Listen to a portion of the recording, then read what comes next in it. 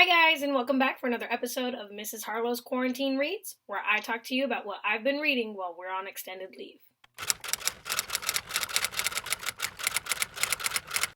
Today's quarantine read is The Wrath and the Dawn by Renee Ahdieh. This is a retelling of the 1001 Nights in the story of Scheherazade. What now? Let's break it down.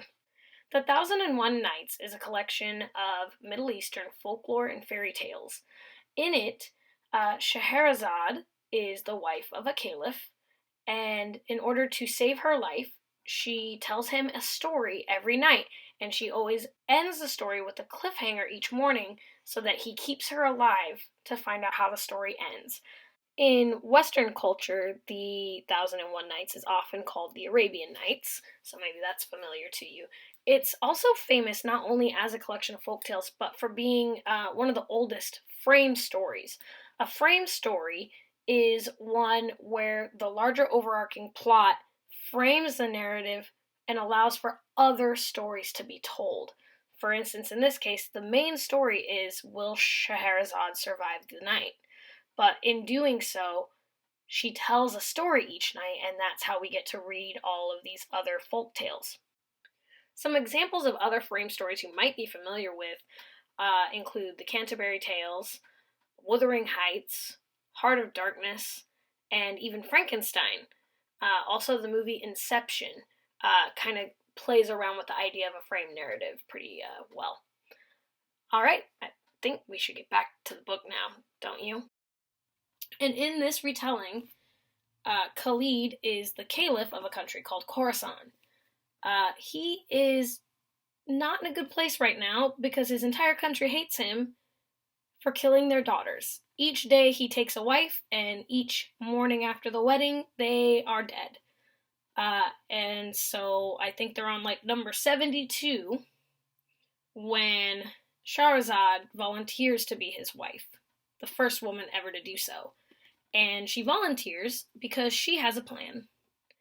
She's going to marry the caliph, and then she's going to find out why he's murdering all these women, and then she's going to kill him to avenge the death of her best friend, who was the previous wife. So we're starting out strong with an enemy to lover trope, which I love, and there's a lot of tension just throughout the book, because we start with the tension of, she's gonna kill him. Is he going to kill her first? So you got that kind of life or death stakes right out of the gate. But as time goes on, and she tells him these stories at night and kind of is able to live another day, they start to fall for each other. And then you're like, oh wait, are they actually going to get together? And you have this romantic tension on top of the murdery tension. So I found it very compelling. The plot actually was a big motivating factor for me because some of the characters aren't super developed, but the mystery of why is Khalid murdering all these women was really compelling for me. It kept me reading. There were moments where I was like, this is not my favorite moment, and I'm a little angry with how things are going, but I need to know why he's killing these women, so I kept reading. That being said, I thought it's a perfectly good book. Writing isn't anything absolutely mind-blowing, not literary, but it's good. It's not bad. I would not say Ahdieh is a bad writer at all. It is a YA romance, very staunchly YA. It's a little bit spicy, but nothing graphic. And so I think it's a very approachable book, not difficult to read. It's almost 400 pages, so it's a little long, but it's really fast. So I think it wouldn't be, I wouldn't let the length deter you. Good news is there is a sequel, and I recently checked it out, so I will be reading it soon. So it was good enough for me to come back. I want to see where it goes next. And I'm trying to think what else I want to say. I do want to say I really like this cover. I think the colors are really wonderful. I love her earrings and her jewelry up here. The designer for this was really good. I think that's really all I have to say.